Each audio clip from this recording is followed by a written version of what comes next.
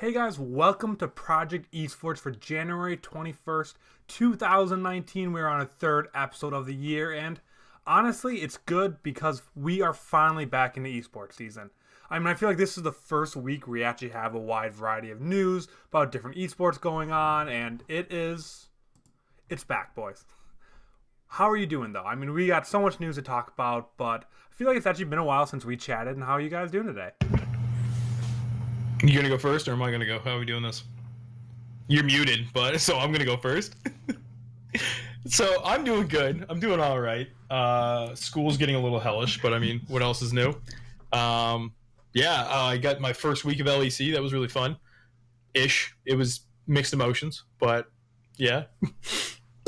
I'm unmuted now. I'm doing good. I played a bunch of Magic, Paper Magic, Magic Arena. I just been diving into those children's card games, so I've been enjoying it.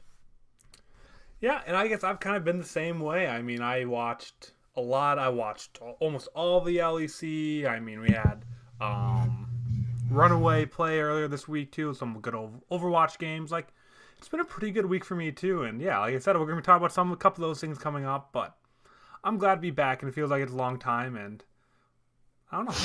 Let's just get to the news, I guess, at this point. But yeah, no housekeeper or anything like that, so I just want to jump right into it because we have so many topics for once. I want to talk about the LEC. You mentioned you watched a little bit of it. I watched a lot of it. I'm not even going to ask Dylan if you watched any of it. Yeah, because I watched it. Yeah, you watched every single minute. Did you watch any of it? No. Of course not. I'm allowed to be hopeful. I'm allowed to hope that you tuned into at least one professional league game.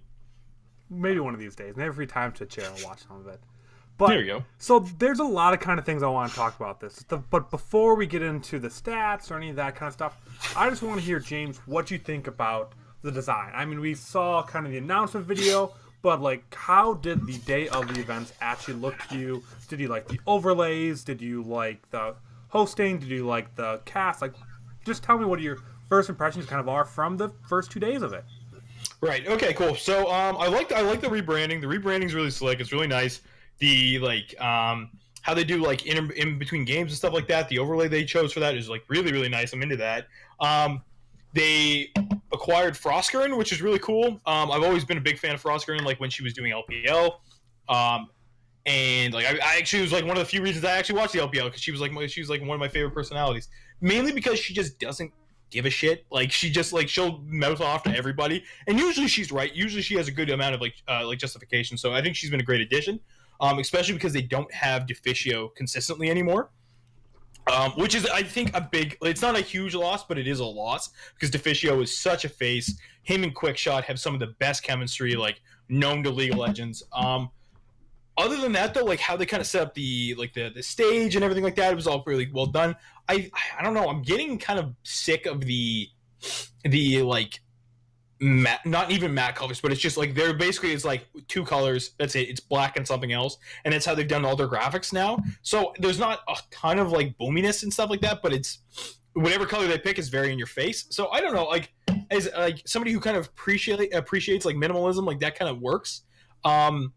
But yeah, I guess other than that, besides getting into the actual games and what happened with those, the LEC rebranding overall, I'm a big fan of it. I think it was needed. I think it's justified, and I think their separation from between them and the NALCS is it's a good thing. I'm happy about it.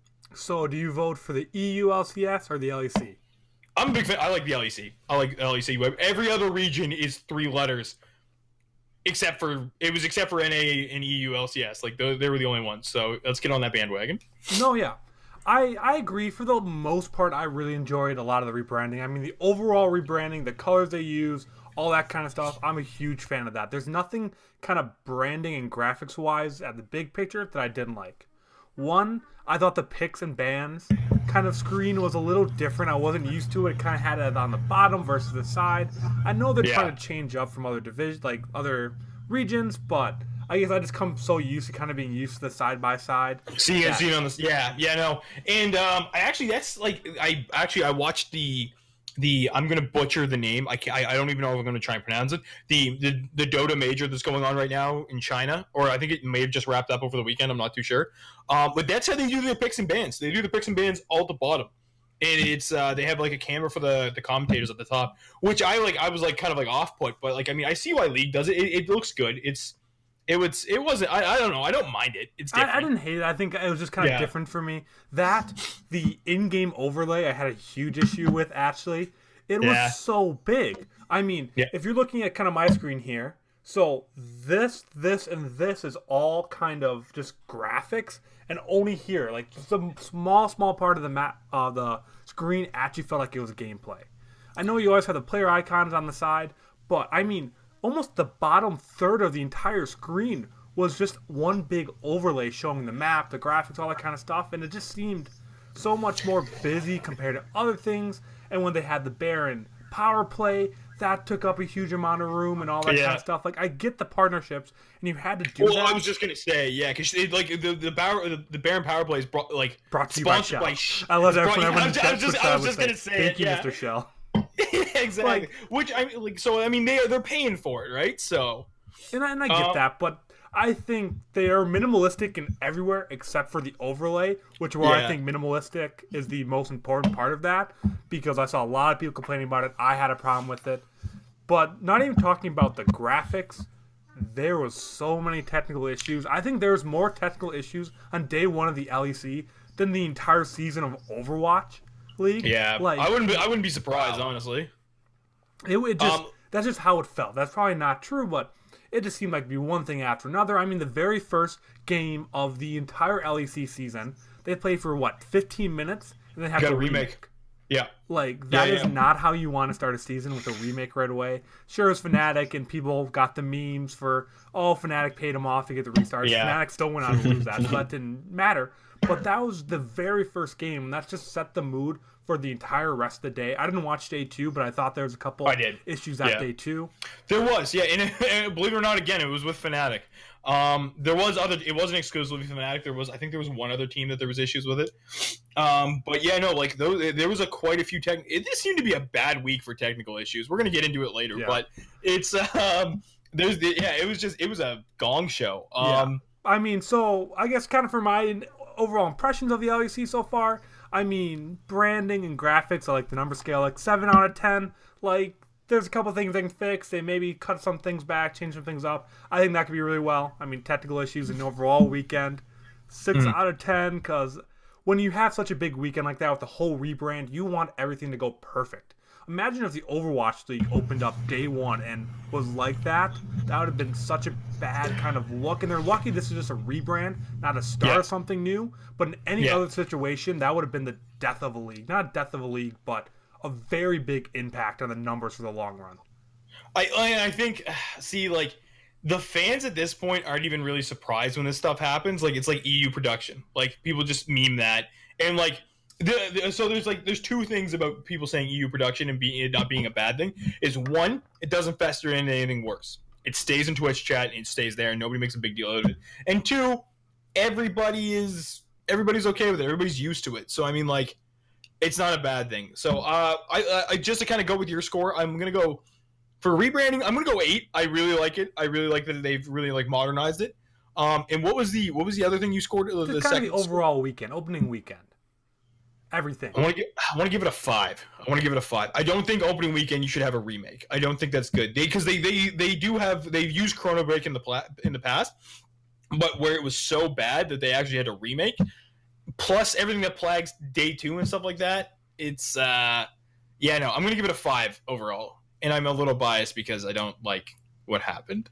Yeah, that's kind of a good segue in the next one. Like last season, we always go through scores and that kind of stuff. And me and James were talking. We don't want to necessarily go through scores because we're not about one specific esport, but we just kind of want to talk about what do you take away from this. I mean, what I take away from this is Fnatic looked absolutely horrible week 1. Even after a remake, they still weren't even kind of recover and come back there. Day 2, I watched some highlights. They just didn't look great there, and just I don't know. They just didn't seem to be looking great. G2 is going to be scary as shit this season. If they don't win the entire LEC, I'll be blown away. And Origin, after all of the hype, didn't really live up to it to me. Like, they just did not look good. Sure, going against G2 day 1 isn't the best way to start, but that's kind of my big 3 takeaways. I think Fnatic will recover in the long run. I think G2 will go this entire first stage without losing a game, and I think Origin is probably going to be bottom of the pack. Are you gonna Prediction King? You gonna Prediction King that? Okay, yeah, let's predict. Okay, who do you think will win? Who do I think is gonna win Split 1? Yes. Misfits. I got Misfits. Okay, I'll take G2. Okay, perfect. There we go. Yeah, no. So okay, kind of add on to your commentary. Fnatic. So they had like this big promotional event where they were doing giveaways and shit like that, and they did this like cryptocurrency thing as well. They kind of integrated with that. It was a little controversial, but whatever. But they had Medic on there, and Medic's one of the casters. He's a great personality. And they explicitly brought up like, don't expect us to come out of the gate swinging. Don't expect us to do this because we are bringing in somebody brand new, has never played pros. Like he hasn't played like high pro. He's played the Spanish league, but that's it. So and you can see that Nemesis does not look like he's synced up with the rest of the cast. Like you can see that, and you can tell that the rest of the team is just like, I don't know what to do with this mid laner right now. I just still don't know what to do with him yet. So I like. Is it a bum start? Yes, but they have enough talent. They'll be fine. I'm not too worried about them. I think this is a week 1 fumble. I don't think this is gonna be anything else. I hate G2. I hate G2 so much. I was so happy when Oregon was like doing okay, and I was just like, hell yeah, screw G2. I have because there's so many like poaching controversies going on with that, and that to the point where it's really made me dislike the G2 brand, and I'm gonna wrap back to G2 in a second. But other than that, I love what Misfits are the cleanest team I've ever seen. They're disgusting. Like Misfits look phenomenal. And like some of the newcomers, like SK look great. Yeah. I'm happy with the overall outplay of most of the new teams, which I was happy with. I'm glad that all didn't come and got stomped on. They actually did do well. They stood the ground. Yeah, I think Rogue is the only new organization to go 0-2, but and that's it. I think they're the only one. Plus, it's them and Fnatic, and that's it. But to kind of wrap back to G2, I don't know if you saw, or I don't know if any of our listeners or our viewers saw this article the clip that was circulating on Reddit. That G2 actually did the Fnatic chant at the end of their victory. Yeah. And this was encouraged, as you can see in the video, by Ocelot, by that scarf wearing SOB himself. So and this is just it. And now we're getting into this there's sportsmanship starting to go out the window a little bit. Well, they're embracing that they're the villains of the league. They're playing a role. They're role playing in the LEC right now, and I love it. I get it. That's what everyone's calling them. Why not live up to it?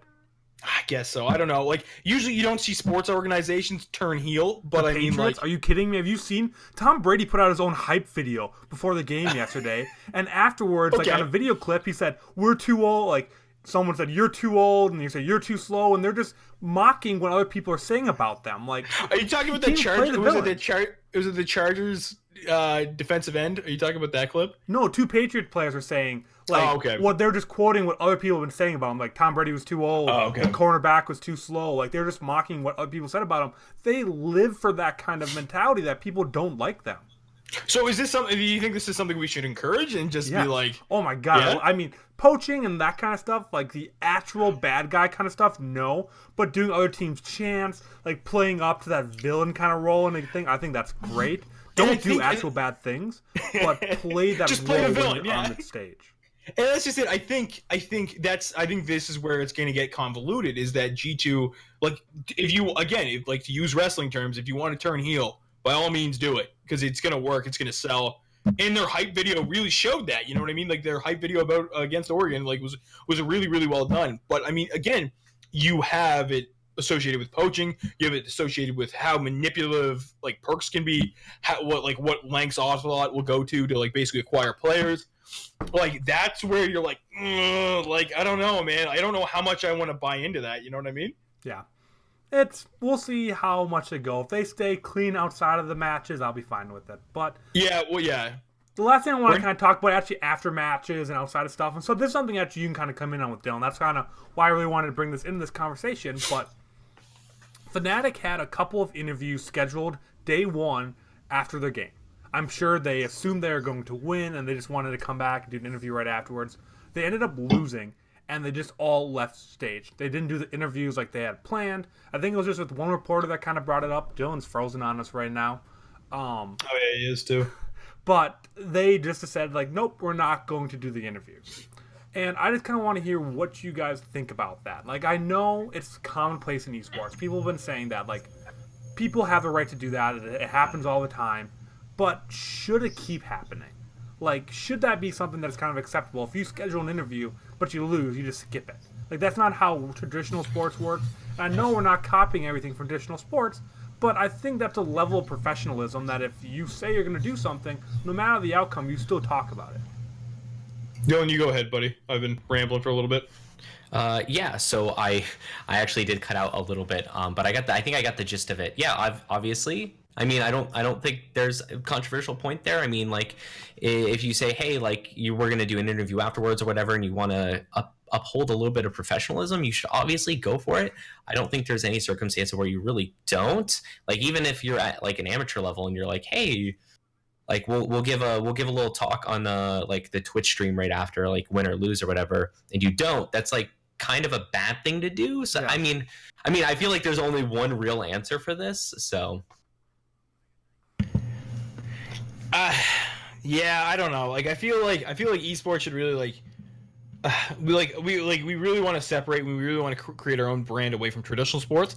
But I don't know if this is a good thing. Like, I don't know if this is something that like we should be known for. It's like, oh, we can dip interviews whenever the hell we want because that's just something we do in esports, right? Vice traditional sports. So I don't know. I don't know how it'll go. I don't know if this is gonna become commonplace or like, you know, something that's like regular, you know what I mean? So well, yeah, I mean, I don't think Riot's going to step in. I think it'd be more kind of like at an organizational level that this would kind of have to happen. I don't think Riot will step in and say, no, you have to, because like usually most of these interviews are with freelancers and stuff like that. Like the guy that was there, I forgot what organization he covered it for, but it wasn't like it was through Riot and they just blew off a Riot reporter. Yeah. It was kind of like a freelance third party kind of guy. I mean, it'd be like if we went up there, we somehow scheduled an interview with someone on Fnatic, and then they just decide not to do the interview afterwards. It really hurts smaller creators than anyone, because those other larger ones could get that kind of whenever they want. But if someone, that was one chance to get that interview, he's kind of out of luck there. He's screwed. That's the one thing that why I want to see it change, is that sometimes those interviews, since they don't have open like press sessions and stuff kind of like that, that can really hurt the publicity with it, that kind of talking to the PR aspect. So that's why I want to see it. And I think this is one thing we should take from traditional sports. I know we try to separate in a lot of ways, and I agree, trying to separate in a lot of ways, but I think maybe not an open press after every single game, but if you kind of commit to something, or you give a 5-minute window after each game just to talk real briefly, even if it's just one person, I think there should be something like that, but I don't expect Riot to step in and form something like that. I think it should probably be like more high profile things that you have like a presser after or before. Yeah. I mean, I can't really see a world where like every single game you would kind of have that, especially if like there's one for like the winning and losing team. Yeah. So like maybe if it was just like some of the more high profile matches that you have that presser with, or maybe, you know, just a quick interview with the winner of the team. Because usually you don't always have like an interview with the losing team, especially a lot of the players. I would actually advise against that, because, you know, they're in like the worst spirits at that moment. So like, yeah, it's like good content, but like they don't really want to talk. So like, don't even like set up that situation of where they're not even gonna really want to talk with you, and just kind of avoid that whole mess just outright. Yeah, I think I kind of like I think I weighed in on Twitter on this. Like, I think that's I think I'm quoting myself right now, but like larger events, by all means, interview the loser. Like we saw it at Worlds. Like we got some of the best interviews from losing at Worlds. You know what I mean? Like Yamato Cannon's crazy ass speech about playing your game and stuff like that. That was from a losing interview. So I do agree that I think there is a place for losers interviews. It's just not in the regular season. I do like the idea of like press coverage though. I like the idea of like having pressers set up maybe before and after the game, and I don't know, either have like a player or like a team representative or something like that kind of come out and answer questions. I don't know. I would almost kind of like that, because I think it would add to the esports journalism like scope. Like Does anybody see that? Do you agree? Maybe yes, no. I don't know. Like maybe I don't know. It's just it's an interesting topic because even if it's consistent for one league, it could for the next esport it could be totally different too. That's true, and I think that's a big thing too. Is like we're so spread out as far as like our consistencies across like each esport that like you're not gonna really see. Like I mean, like I don't know. They might do this in Rainbow, and they might not do it in I don't know. Yeah. I don't know. Right? I think at this point, I think we had a good discussion here. We just put a pin on it. Maybe bring it back up later if something else happens or changes. But I think right now, there's not too much more we can kind of really go into without starting to kind of just talk out of our asses. If I'm, pardon my French, but I think it's kind of a good time just kind of go on to the next story because we spent a good amount of time talking about the LEC wrapping that up, and we'll bring that up from time to time. But I don't think we want to go over scores as much. So we'll talk more about bigger kind of events, kind of like what we did today. But I want to talk about WoW Esports. James, I'll actually kind of hand it back over to you. I know you talked a lot there too, but I know Dylan, you play WoW too. I'm not too much into it, but what do you kind of think about this? I mean, Blizzard seems to kind of be making a step forward here for WoW Esports? Yeah. So the big thing is that Blizzard kind of like showed everybody their roadmap for like 2019 like esports, like, and what they kind of their game plan was for it. So we kind of saw this nice influx during Legion, the most recent XPAC, or not the most recent, the second most recent XPAC with Warcraft, where they're doing like the MDI, the like the Mythic Dungeon Invitational. Like we were seeing we were actually seeing a resurgence above like our app, like like from like just arena, because arena was like slowly starting to die. So they invested in it pretty heavily, like So I mean, they laid it out how they were going to do it, how they were going to have NAEU finals, China finals, APAC, Latin America. They were doing open qualifiers and everything. They laid it out very nicely, and they did a nice graphic and stuff like that. And they actually left. They actually gave like prize pools and stuff like that. And on top of that, they also basically gave players a way to support the esports scene with in-game shop items. Now there's like a lot of controversy about the in-game shop. Like there's always been about like buying like mounts, buying toys and stuff like that, because the big issue is that they go towards achievements, and that's the big thing, right? And like you shouldn't have to pay to like enable an achievement, right? So I don't know, Dylan, like what's your stance on this? I don't see it. I don't know, man. I just wish it wasn't counted towards an achievement, and I think I'd be okay with this. You know what I mean? Yeah, I mean, this has been a big issue for a really long time. I forget what the exact term for like the mounts that you can only use cash to buy. I forget what the cash shop item or cash shop mount. It might be like cash shop only. But that's always been a big point of contingency for a lot of WoW players, because like you literally have to spend money on this, and it feels bad when technically if you play enough WoW you can kind of play for free because you can earn enough gold to like buy the token and stuff. Yeah. But yeah, I wish it didn't count towards the achievements, because that means you literally have to spend cash to be a completionist, and that just feels bad. So I wish they didn't, but I don't know. I don't know what a good solution would be. That's just it. Like, I mean, it's nice to see this element is added. It's nice to see that esports are being added, but it's the controversy that comes behind the game shop and stuff like that. It's like, I don't know how to do it. Like, I don't know how you would do it better. You know what I mean? Like, do you make it a different achievement on its own? How do you properly execute that? Right? Like, maybe you put it in a different category, I guess. Right? I mean, yeah. I mean, and that's just it, right? And then like, but I mean, again, like achievement hunters, like they're a thing. Like, a lot of guys, like my buddy referred to them as like chips and stuff like that, and I think that's like kind of like a wide thing.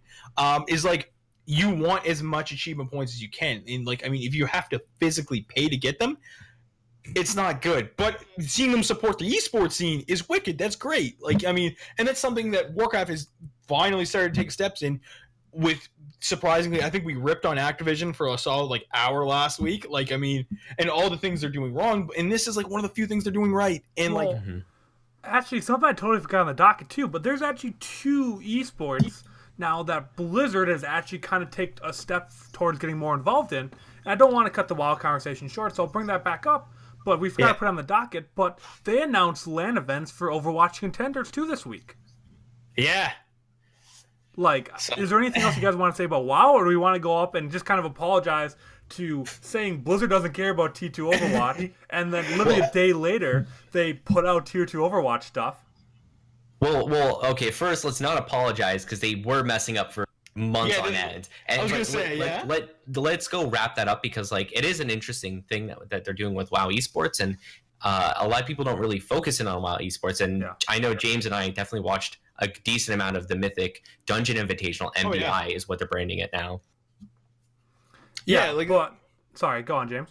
No. I was gonna say like I don't know where to peg Activision. Like I mean they're killing one esport, trying to resurrect another, and they're like I don't know, man. I don't know It's what to think money. about them anymore. It's all about money and where they think they can make it, and they think bringing WoW back because obviously WoW has been what Blizzard's been built off of for years. So they're like, okay, let's put more money into WoW Esports, try to grow that.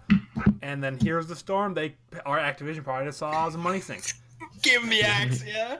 And that's kind of like that. And yeah, so I guess I want to kind of move over to the contenders kind of things here because like you're saying, Blizzard's just kind of all over the radar on this. Yeah. Because even though, so kind of a little bit of information here. I have to pull it up on my phone because I totally forgot to look over it beforehand. But what it was is they have a Pacific and an Atlantic showdown where teams kind of from both of those areas are going to be coming towards the end of the season. And I think most regions get either top 2 spots or just one depending on their size. And they play for kind of a best of that side of the world. So either the Pacific side or the Atlantic side. And then based on that, people can get into the gauntlet kind of at the end of the year, which will then kind of deem like who is the best in the world to be the one big LAN event to kind of rule all of contenders, which we finally started to get to see these teams like Drop Bears, Fusion, and Runaway, which all seem dominant, actually could play each other finally, hopefully.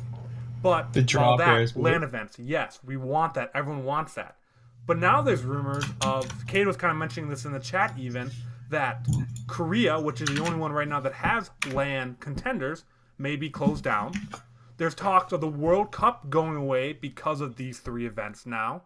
And Blizzard's kind of all over the place. Like, they want to only halfway commit to some LAN events. They want to take away other LAN events. Like, I don't know. This is an up and down kind of reaction to me right now. Because I loved watching the Runaway series because it's so much fun. I mean, I love seeing the child, seeing Flowervin on stage dancing around after every win. Like, I want more of that, and you don't get that anywhere else. Yeah, so actually just like in regards to the weird stuff that's happening with Blizzard Esports, it makes me really think that one or two things are happening. So either one, Activision is looking at this purely from another like a numbers standpoint and is going, hey, here's like 50% of the budget here, here's 20, we're cutting you out, and just like going off on that. Or like the Blizzard esports model of having each game be its own like little esport and managed by its own esports team is really true, and that they're just not communicating, they're just kind of doing their own thing. Both of those seem completely viable, and that would be totally on brand for them. I hope it's not the former, is that the right one? I hope it's not the Activision one, because obviously that's the one that we don't want. We don't want like big corporate Activision ruling over Blizzard esports and saying what esports are going to make and which ones are going to break. But who knows? Hopefully everything kind of balances out and catches up. But I do agree. I like the Atlanta events a lot because having things in person is always a lot more fun. Oh yeah, that's just it. Like I mean, that's why and the big thing is too is like, for the players, it's always like the biggest attraction, right? Like crazy ass LAN events that you can like, go physically show up at, right? And that was part of the reason why Blizzard said that, is that we feel like they said, which kind of loosely they were bragging a little bit, like, we feel we do a very good job on our path to pro. First off, you don't. Weird flex, but okay. Every single situation except for these live experiences, and then we don't prepare them for OWL in that sense. So this is kind of why they did that, but then they take away the Korean one and just kind of like... Yeah, Cheshire. Yeah, like, so they obviously think they're doing a lot better than they actually are, which isn't good because there's a lot of ways they can improve even at the open division and contenders level. But the justification behind finally doing LAN events isn't good. But you got to think it's only for a couple of teams. I mean, with how Fusion's playing, they're always going to be one of those spots in that Atlantic one. Yeah. Sydney Drop Bears hasn't lost in years. Runaway's unbelievable. Like, there's only so many teams that get that experience, and realistically, those are the teams that are probably going to go up to the OWL one day. But still, like, these lower level players don't get that experience still because it's very selective. Yeah, like it's you know what? I bet if Korea gave them one more team in like the expansion, we're like, yeah, we'll give you 2 teams instead of 1, they would have cut them. If it was like China and they gave like 3 teams, we would have still seen them around. Well, I mean, the whole idea. I'm memeing, but I mean like. But I mean, the whole idea of it is that like if you have top tier players, they'll make it into the Overwatch League, and then like therefore it kind of balances itself out because like like say if like Philly like they have an amazing team and they're crushing it and they have amazing players. In theory, they would move up, and then their team skill level would go down for a little bit, probably. Yeah. Like hopefully that's the idea. It's the rebuilding phase, right? Like I mean, you see it in traditional sports all the time, right? And like college ball, you have that all the time. Like you can have a really good program that has really good staff, and therefore turns out like better teams, because they have better infrastructure. But like usually, once you have that big turnover of really good players, there is a little bit of a balancing. Yeah, exactly, right? Like, I mean, I'm a huge Oregon fan, and they're kind of going through that right now. Like, I mean, where they lost like Marcus Mariota like a couple years ago and stuff like that. Like, don't shake your head at me. What's wrong with Oregon? What's wrong with the Ducks? I'll just leave it there. Oh, why? But yeah, so I don't like. Yeah, I mean, I don't know. How do we? I don't know. Blizzard's like in the gray area right now. I don't know what to do with them. I have no idea. I mean, in terms of Overwatch, they took a step forward in my mind. Because there's still rumors. I don't think it's been official that KR is canned for LAN events. World Cup isn't officially canceled or anything like that. So maybe everything ends up working out and everyone's happy. But right now, it's one step forward. And let's hope they don't take 2 steps back after this. Because you never know with Blizzard. But with that, we'll talk about that the next time that comes up. I'm sure we'll be talking about that in the weeks to come as more information about this kind of starts to roll out and become official. But before we jump into our next news story, I want to do Twitch Prime reminder is that if you have Amazon Prime, you have Twitch Prime, and that means you can take your money away from Amazon, who has too much of it, and give it to any creator that you want. I mean, obviously, we'd love for it to be us. All you have to do is push the little button right above Dylan right now. It'll get you to emotes coming up. It gets you, this supports us and lets us know that we're doing a good job and like the content we create. But even if you don't give it to us, give it to someone, because for any content creator, anyone that creates content, any kind of love like that means the world to them. So make sure to take that back. And it does not renew each month. So every single month you can give that to a new person. Keep giving the same one, but just make sure to keep using it. And that's just the little subscribe button on any channel that has affiliate or better. But with that, Dylan, I want to hand it over to you and a little bit of, I don't want to say troubling news, but something I was not expecting. Let's talk some finances, boys. You know, everyone's favorite topic. Let's get deep into those numbers. Let's get deep into some shares. So the big news is that Infinite Esports Entertainment, which the company that owns Outlaws and Optic, you know, that's probably how you know them. So they had a bunch of shares that got sold out from Texas Esports. So Texas Esports was a majority shareholder. They had like $150 million, like tons and tons of money, and they're selling their shares, which, so obviously majority shareholders, you know, they hold a lot of stake in a company because basically they can go, hey, we want to do this with the company. We want to take it in this direction. That's how shareholders work. Yeah. So this is kind of concerning because we don't know who the shares are going to go over to. Is it going to be picked up by one big company that's going to come in and take Optic and Outlaws into a different direction? The other thing that was a little bit troubling because of this is that their smaller team, I guess, which is GG Esports Academy. So I think they used to be a contenders team. They were like Optic's academy team. They were called like GG Esports Academy. They like got axed by the upper company. Like Optic just like cut them as a team, which was weird because they hired a bunch of people and brought them out to Texas. And then they were like, oh, by the way, like no more. And like it was weird because I was actually looking at, I think it's called like Hitmarker. It's like an esports job posting site. And I like a couple months before it happened, I saw like a bunch of like ads like, hey, GG Esports needs like a coach or whatever and stuff like that. And then presumably they got filled. And then they were like, oh, sorry. Hope you didn't uproot your entire life to come out to Texas. And so obviously I think that kind of probably sent ripples in. So the thing that could be concerning is that Texas Esports is selling their majority shares in this because they don't like the direction, Optic and Outlaws are going internally, which I hope that's really not the case. I hope it's more of just Texas Esports wants to move on to something else. But Okay, if you're Texas I was Esports, hoping to say something like that because this is a company called Texas Esports, and they own the largest esports organization in Texas. What else can they want to move into? So I think there's a couple of things that I want to kind of bring up from this. One, they could think they're getting more money than what they paid for, and that this is a money move, and that they're going to make money off this so they can invest in other things. That could be one thing. Two, Optic could be falling apart more on the inside than we expected. We talked about them cutting a while back. Maybe that organization is in trouble, and this is an early sign of that, is that they want out because they see trouble coming. And three, it could be because they're not getting money back. And this could be because of that Owl investment. Obviously, if you're a majority shareholder, a lot of the money going into it is coming from you. And that could mean that they don't think in the long term they're going to get their money back. They're trying to cut their ties now, get what they can, and get out. So do you think it's one of those three things, something else, and just what do you think about all that? So before I just let James go off, because I know I just talked for a bunch right there. I just want to say that hopefully it is they want to sell things off, because hopefully they want to start more stuff in Texas. And I mean, maybe an ideal scenario is they see Overwatch League is not going to be profitable, but not profitable, if that makes any sense. Like maybe they're like kind of just cutting even, or maybe just above even, keeping things afloat but having very small growth, which kind of would be cool, because like then it won't die. Yeah, I right now, just with how esports is all these companies are private. I can't wait till we see our first public company, because I would love to see what they're kind of getting from this.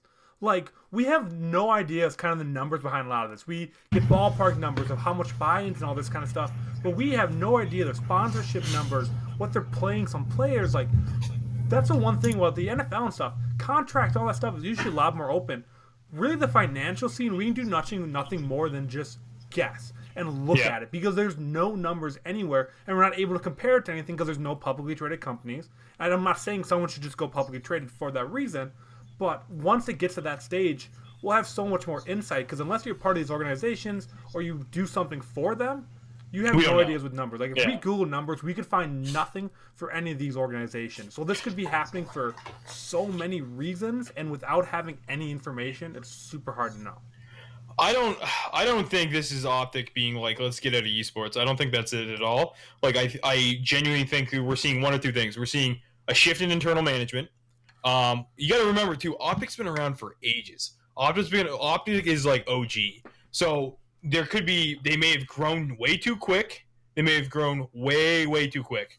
And then because of that, they didn't know really what to do. They may have, like we've talked about this before, when they expanded too quick, they weren't ready for it, and they're like, oh my god, we gotta do stuff, because they just signed Crown. They signed Crown from Korea. Crown's like ex pro player, everything like that. I don't see an organization who's like okay, this guy's an ex world champion. Let's sign him. Let's sign him to our league roster. Who's doing okay? They're doing all right. Let's bring this in. Like, we have an Overwatch team. We have a league team. I think this is them trying to cut their losses in smaller areas, sell off what they can, and then probably flip and reinvest into another another esport. So James, so just to reiterate, this is Texas Esports selling their shares in Optic. In Optic, yeah. My apologies. Yeah. So basically, this is just. Oh wow, I'm blank on literally every investor name in existence right now. Who's the dude that owns Echo Fox or whatever? Rick Fox? Maybe, I don't know. Rick Fox is at the top of Echo. Okay, well, maybe is he an investor? I don't. Yeah, like just say he's an owner. Yeah. No, maybe not him. What's the other dude? He's on Shark Tank or whatever. The big Mark name Cuban? dude. Yeah, it's like if he pulled out of like anything, it doesn't mean that the company is pulling out. No, but the backing. So So I mean, like, maybe maybe do you think it's like results based? Like, that's why they're dipping, because I think it is. Yeah, like Outlaws didn't do phenomenal. Outlaws didn't do great. Optic Gaming and League didn't do amazing. Their academy team didn't do amazing either. So they're probably like, okay, well, maybe this organization just doesn't know. They're just gonna flip and go support Dallas Fuel now. They're just gonna exactly. switch to a Yeah. different, the only other Texas organization, because you can't invest outside of Texas when you call it Texas Esports. No, exactly. You're going to Dallas. Like you're going to Dallas Fuel, right? Well, actually, I think maybe like results based, not on the wins and losses, but maybe the money. Bill brought this up in chat a little bit earlier, but maybe they're not seeing percentage gains like they would like to. Like it's not like blowing up out of like proportions and being super crazy, sick money gains or anything. So yeah, maybe they're pulling out because of that. They don't want the slow burn. When did they invest in Optic though? Do we know how long ago before when they got there? Because like I don't like, to me that's kind of weird, because like if they're not seeing the money gain recently, like I don't know, why would you invest at all? Because like I mean, it would make sense if they invested right at the beginning of Riot going to franchising and Overwatch League being announced and stuff like that. If they announced it there and be like, oh, this is sick, we can get in on this and do that. But if they're there prior to that, it doesn't make sense, because up until then, there wasn't a ton of money in esports. There wasn't an insane amount of money in esports. We're getting there now, but I mean, this seems like a weird time to dip. You know what I mean? So I don't know. I'd like to figure out the timeline on when they invested into Optic, and then we can kind of that can kind of help us judge from there, I think, maybe. Yeah, I think really at this point we'll wrap back around to it when that sale happens. Because I think that's when we come back and talk about it, we start seeing some more numbers coming out. Maybe there's reasoning behind why it's happening. So I think the best thing is to put it, just kind of wrap it up here today and come back to it down the road, kind of when we see more about that. Can I bring up one last thing about this? Because the article was super, super interesting, because I don't really know that much about like the financial aspects of like investing and all that. So like one of the co-owners for the Texas Rangers acquired Optic. But when he did that, he was like, all right, let's go into investor mode and do weird finance stuffs. And they set up like a ton of different like sub companies that do other different stuff. So they have like a media arm, like No Scope Media, and then they have like a clothing branch, and then they have like a fitness branch. Like they have like smaller sub companies like below. Like it's really weird. I mean, this might be the norm for like normal companies. Just have like these smaller ones underneath, but like I don't know stuff like this. This is weird. Yeah, that is. Yeah, like do we think this guy just didn't really know? I don't know. I'm not going to divulge because I know we're running out of time. So like, I don't want to go down that rabbit hole too far. Yeah, and so I guess we are kind of running low on time. I know we had 2 topics left. I want you guys to pick which one we kind of touch on today. I think we can bang in both. I think we can. Yeah, well, let's knock them out quick. Okay, James, I'll hand it over to you then. Cool. All right. So some nutty stuff happened. Some nutty stuff happened over the weekend. So for anybody who doesn't know, F1 esports is a thing. Formula 1 esports is a thing, and like it's a big deal. Are we not talking about this? Is that the look you're giving me? Not honorable mentions. We're going back to IBA. Oh yeah. Okay, I'll make that real quick. We'll get back to Formula 1 esports later. Don't worry. I'm all over the place tonight, guys. I apologize. So yeah, IBP Masters was a live event for CS:GO over the weekend. It was in Hollywood. I know this because I stared at that screen for I don't know how long. That persisted to have around 4 to 5 hours of technical difficulties, to the point where like people were leaving, people were compensated with mouse pads. It was a mess. There was some reporters like live streaming it and being like, "There's nobody in the crowd, everybody's gone." Like it left a bad taste in a lot of people's mouths. Like it was ridiculous. And then when the live event actually ended up going, and like there were some big names there too. There was like Cloud9, that Fnatic was there. Like there was some big CS:GO team names.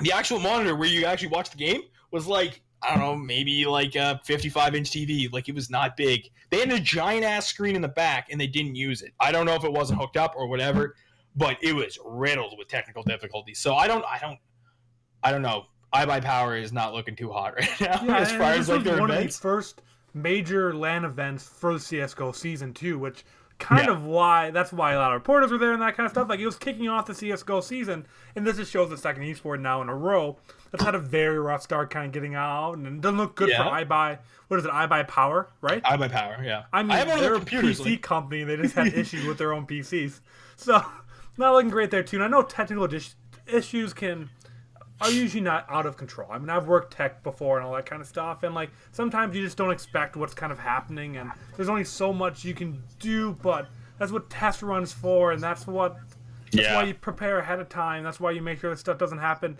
especially when it's the first event of the season. It's not like anything's like pushing up to you. Like you have a set date, like you know when it's happening. Nothing's changing around you. You are the start. Like you have time to figure it out. Make sure it works, guys. Like, yeah. So like, insane amounts of technical difficulties. Like, and then, like those happen, but they don't usually happen for 4 to 5 hours.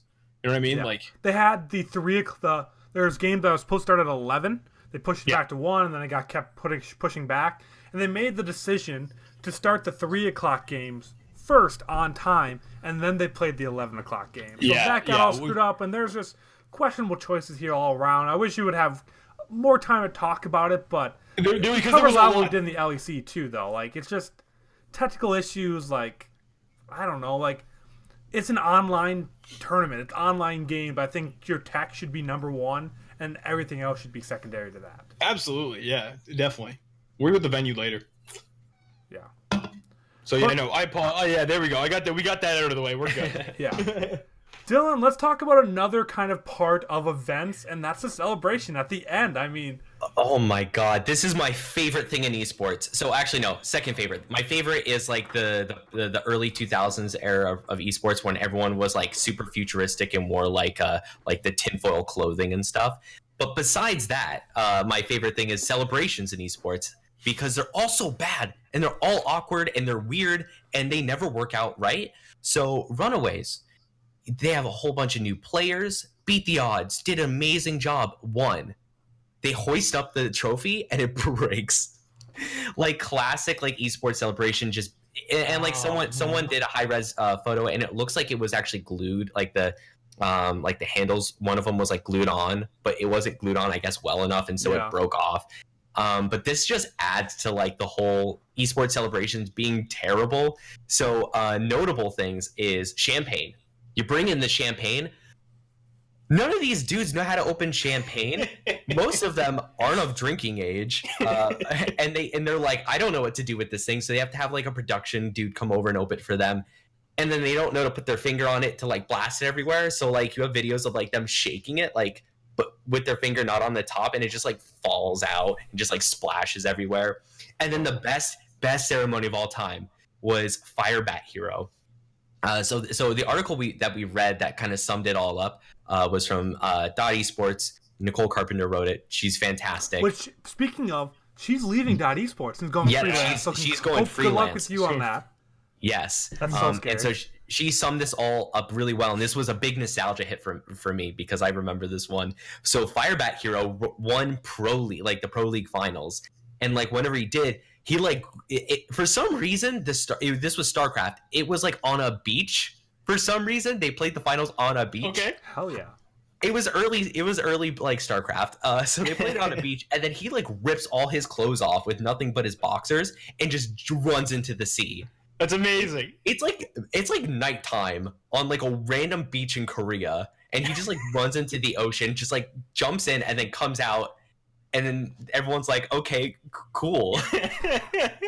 I love that, man. That's awesome. Yeah. So the article she wrote was wonderful because it was a bunch of really good nostalgia hits for me because I love esports celebrations because they're all so weird and they need to stop. They just need to stop and just let players just stand there and do nothing. So is that your solution to how to fix esports celebrations? Is to tell everyone to stop doing them?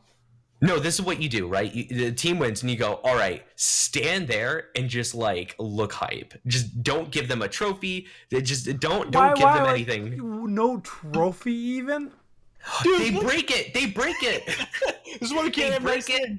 They can't lift it up because the trophy's too heavy sometimes. Like, we're not. Esports players aren't meant for outside. No running into oceans, but I think that's taking away a awesome. trophy is a bit extreme here. I think if anything, buy a little nicer trophy. I mean, give them medals. Put the medals around their neck. That'd be good. Medals I can do, but I think a trophy is just nice. And speaking of Overwatch trophies, ugly. That's been going around since this whole kind of thing came up. But I don't know if there's a solution. Avoiding liquids around computers and people that don't commonly drink them. and just higher quality trophies is what I recommend. Sure. Like, okay. That's how I you mean, fix it. I think we're just gonna keep seeing things like this over and over, and this is like a good thing to talk about because it's funny, it's silly, it doesn't really matter in the grand scheme of things, and at the end of the day, it's a good meme. I think we can all appreciate a good meme. If there's one thing esports players love, it's good memes, man. That's true, and I mean the quote of the stream may be that broken trophy is a representation of tier 2 Overwatch. That is for contenders. I'm sorry. That is a metaphor for contenders, to be honest. And I don't disagree with that either. So, the step back for Blizzard. Let's say that. There we go. Yeah, that's another step back for them. Okay, come But on, guys. with that, I think we have 2 quick honorable mentions we want to just briefly touch on before kind of get into the wrap up. Yeah, no, I jumped the gun on this way too quick. I thought I got the outline all screwed up in my head. But yeah, no. So yeah, F1 esports, Formula 1 like sim racing and all that good stuff, is I guess huge in Europe. So huge to the point that one of the pro players actually beat an F1 driver on the track. They both got into a car and they did a trap, like they basically did like the mirror, like they basically went around the track like in opposite directions, and the F1 sim driver actually beat the pro. I couldn't believe it. I watched. He beat him by like a full 2 seconds. It was ridiculous. And like, I mean, it makes me think like, okay, well, I mean, you know, he's used to using the controls. Like, this is nothing new to him, right? I mean, he's got to get used to the G's, I guess. But I mean, like, they weren't like flying, so it was. I don't know, man. It was nutty. I couldn't believe it watching the video. Like, and it was also a thing that just totally not a thing here. Sim racing is not really big here in the US. It's not, yeah. Like, I mean, I guess racing outside of NASCAR isn't really talked about too much here. NASCAR we don't like kind of.